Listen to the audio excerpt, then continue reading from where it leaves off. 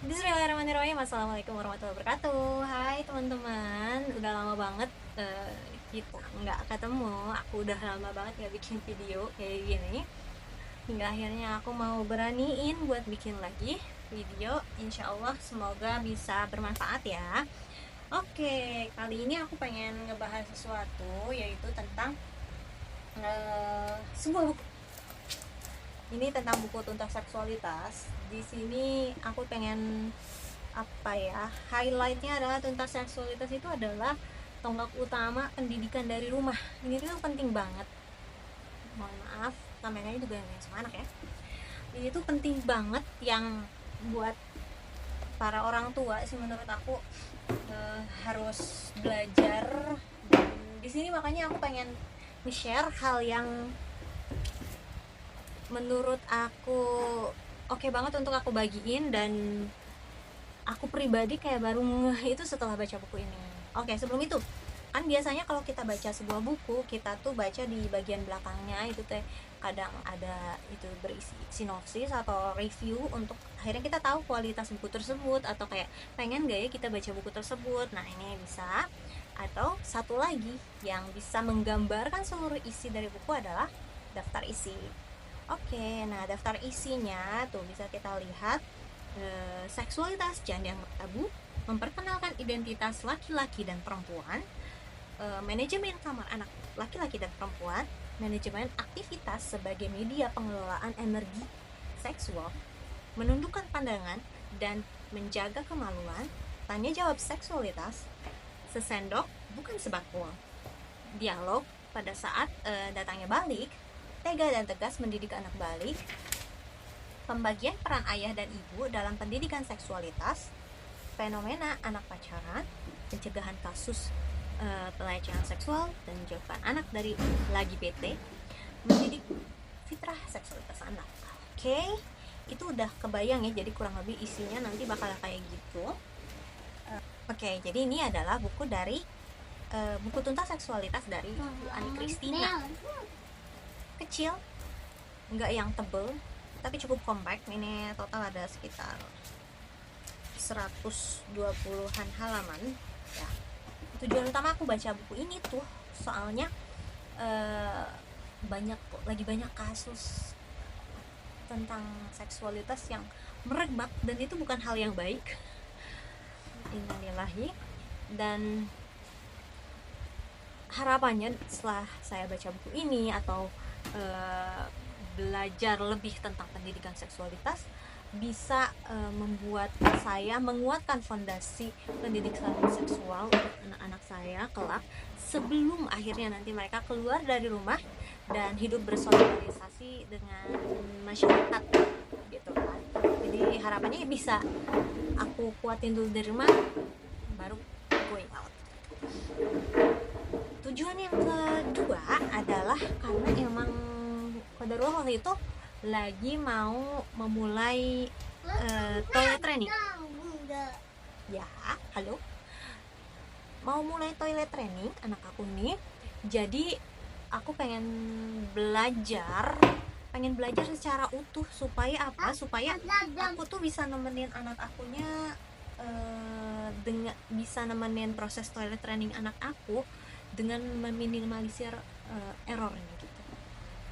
Ya, namanya juga ikhtiar ya, kita ikhtiarkan yang terbaik aja untuk apalagi untuk anak-anak kita. Hal menarik yang di deliver di buku ini yang aku tuh baru ngeh gitu ya setelah baca buku ini, itu adalah kalau misi utama pendidikan anak usia dini. Anak usia dini itu dikategorikannya di usia di bawah 7 tahun ya. Itu tuh mereka harus udah tegak fondasinya atau tegak bisa membedakan gender laki-laki dan perempuan. Anakku lagi begini-begini di pinggir. Nah terus dan harapannya di usia 4,5 tahun tuh mereka udah tahu, udah bisa ngebedain yang mana laki-laki dan yang mana perempuan. Makanya emang harus dibiasain gitu loh dari sejak dini, definisi laki-laki dan perempuan itu yang kayak gimana. Oke, selanjutnya sering denger kan ya, baiknya kalau ke anak itu kalau untuk menyebutkan alat vitalnya jangan pakai istilah yang lain, tapi langsung aja sebutkan nama biologisnya seperti penis dan vagina. aku pribadi sebenarnya emang ketika dengar itu oke, aku terima ilmunya, tapi secara nurani aku masih belum nyaman secara penuh gitu loh untuk mempraktikannya gitu. Pada akhirnya ya aku belum praktikin seperti itu. Tapi di buku ini Ibu Ani ngasih sebuah saran tentang cara menyebutkan alat vital itu adalah dengan kemaluan, dan saya ngerasa lebih nyaman dengan kata tersebut gitu kan. Soalnya apa? Soalnya nanti kalau misalnya mau dimasukkan ke dalam dialog, misalnya anak kemudian bertanya apa diberi nama kemaluan, karena kita tuh harus malu kalau itu sampai kelihatan sama orang lain, atau bukan kita tuh harus malu kalau kita membicarakan tentang hal itu dengan orang lain. Tapi kecuali kalau ngobrolnya sama bunda atau sama babak, boleh gitu. I'm agree with this one. Ini ada yang menarik banget, menata ulang pemahaman konsep kalau nggak ada yang namanya remaja. Yang ada itu cuman balik. Yang selama ini ada di pikiranku tuh adalah anak-anak, remaja, dewasa gitu kan. Tapi ya seharusnya adalah anak-anak, balik itu dewasa ya. Ada proses remaja, dan ini tuh beneran bikin tersadar, udah anak-anak langsung dewasa loh. Jadi kayak aku tuh sebagai orang tua tuh harus mempersiapkan loh, mendidik sebaik-baiknya untuk anakku gitu. Nah kan kalau tanda balik untuk anak laki-laki dan perempuan berbeda. Kalau anak laki-laki ditandai dengan mimpi basah dan perempuan ditandai dengan haid. Darulah anak pertamaku adalah perempuan, sehingga jadi aku coba cari deh kalau anak perempuan itu biasanya haid pertamanya kapan ya. Aku coba ngecek dari data box, dia juga ngambil dari Kemenkes data tahun 2023. Katanya ada 4,6% perempuan mengalami haid pertama di usia 9-10 tahun. Nah, sedangkan mayoritas mengalami haid pertama di usia 11-12 tahun. Itu ada 34,1%. Nah, kalau aku ambil mayoritas di 12 tahun ya, sedangkan anakku sekarang udah 2 tahun lebih, 2 tahun 3 bulan. Berarti aku punya waktu itu sebenarnya kurang dari 10 tahun loh untuk mendidik anakku. Di situ aku cukup merenung sehingga kayak wow, 10 tahun buat mendidik dia hingga akhirnya nanti dia segala apa yang dia lakukan itu tanggung jawabnya ada di pundak dia sendiri. Such a short time. Tentang tanya jawab seksualitas itu sesendok demi sesendok, jangan sebakul kan, kayaknya tadi ada di daftar isi juga ya. Nah ini tuh maksudnya apa? Ketika anak bertanya tentang satu hal, udah kita cukup jawab seperlunya, hanya poin yang dia tanyakan saja, gak usah kita elaborasi, berikan contoh, berikan gambaran yang lebih luas nanti sehingga anak bisa mengimajinasikan, sehingga itu sebenarnya termasuk hal yang nggak perlu gitu, belum perlu. Kita harus berdialog sesuai dengan usianya, sesuai dengan kebutuhannya. Tandanya gimana? Tandanya pokoknya sampai anak bilang, oh gitu ya, oh ya ngerti. Atau mungkin kadang ada anak yang tipenya tuh diam tapi maksudnya dia mengerti kayak gitu. Cukup sampai gitu aja. Tahu Pak Heri Santoso kan, beliau adalah praktisi yang sangat menggemborkan fitrah based education. Bukunya juga itu banyak, pelatihannya juga banyak. Nah, menurut beliau seksualitas itu adalah bagaimana cara seseorang bertindak, berpikir dan bersikap sesuai dengan gendernya. Misalnya perempuan, bagaimana cara dia bertindak, bersikap, berpikir sebagai seorang perempuan, layaknya seorang perempuan. Begitu pun laki-laki, bagaimana cara dia bersikap, bertindak, dan berpikir selayaknya seorang laki-laki. Ini ada bagian yang menurut saya tuh kayak ini penting banget, aku pengen banget take notes yang ini, kayak nggak boleh sampai lupa, yaitu tentang tahapan pendidikan seksualitas. Di sini dikategorikan sebagai beberapa, ada yang dari usia 0-2 tahun. Jadi kayak pendidikan seksualitas macam apa sih yang bisa kita lakukan, yang bisa kita terapkan untuk anak kita. gitu kan. Ada yang usia 3 sampai 6 tahun, 7 sampai 10 tahun, 11 sampai 14 tahun, dan di atas 15 tahun, karena kan di atas 15 tahun itu sudah dianggapnya balik ya.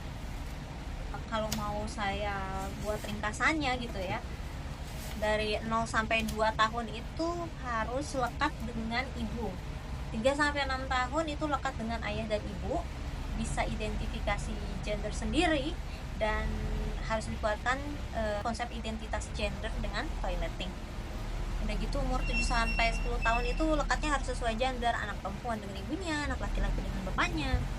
Kemudian umur 11 sampai 14 tahun itu lekatnya dengan lawan gender, jadi anak perempuan dengan bapaknya, anak laki-laki dengan ibunya. Dan 15 tahun ke atas itu diharapkan fitrah seksualitasnya sudah matang, seperti itu. Bu Ani juga menegaskan kalau ada hal yang penting banget yang harus kita perhatikan ketika melakukan menjawab seksualitas. Di antaranya adalah kepekaan atas pertanyaan anak. Jadi ketika anak bertanya apakah belum dijawab langsung, atau masih butuh proses atau butuh jawaban yang panjang, atau dijawab tapi nanti dulu deh karena belum waktunya. Tanya jawab seksualitas itu diharapkan kondisinya selalu ilmiah dan serius, tidak ada unsur bercanda, gugup, apalagi sampai marah kayak menegur. Nggak boleh tanya seperti itu, jangan sampai seperti itu, karena itu takutnya mematikan tujuan dari pendidikan seksualitas anak dan fitrah belajar anaknya itu sendiri ya. Ingat lagi kalau tujuan pendidikan seksual itu apa? Pendidikan seksual itu tujuannya laki-laki nantinya bisa bertindak sebagai anak laki-laki yang baik dan benar, dan anak perempuan pun nantinya bisa menjadi anak perempuan yang bertindak dengan baik dan benar. Yang terakhir yang ditegaskan adalah upayakan untuk selalu memasukkan nilai agama di setiap dialog. Seperti itu untuk poin-poin penting yang menurut saya yang sangat relate untuk saya saat ini, dan ingin banget saya bagiin ke kalian supaya ilmunya tidak berhenti di saya, insya Allah. Kasih alasan aku ngerekomendasiin buku ini. Menurut aku pribadi, punya Bu Ani itu kayak cocok banget buat jadi semacam starting kit gitu untuk setiap tema permasalahan yang ingin dipelajari. Kayak oke, buat fondasi dasar bacanya dari buku Bu Ani deh, aku ngerasain gitu ya. Selain buku tuntas seksualitas ini ada buku lain, yaitu tuntas motorik, tuntas kemandirian, tuntas toilet training, dan lain-lain.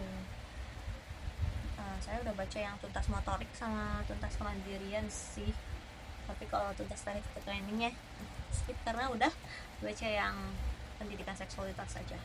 Di buku ini juga banyak banget dialog yang menurut aku tuh applicable gitu, dan jadinya lebih ke gambar juga, kayak reka kejadian kalau misalnya bakal ada dialog itu tuh simulasi lah ya, tersimulasikan di pikiran jadinya tuh kalau ada dialog sama anak tuh kayak gimana gitu loh.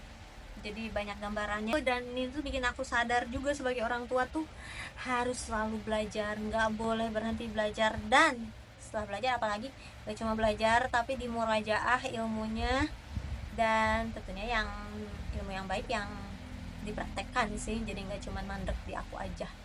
Maka dari itulah aku nge-share yang aku rasa penting dan menarik ke kalian, supaya kalian juga bisa memetik 1, 2 atau banyak hal dari yang aku share ke kalian.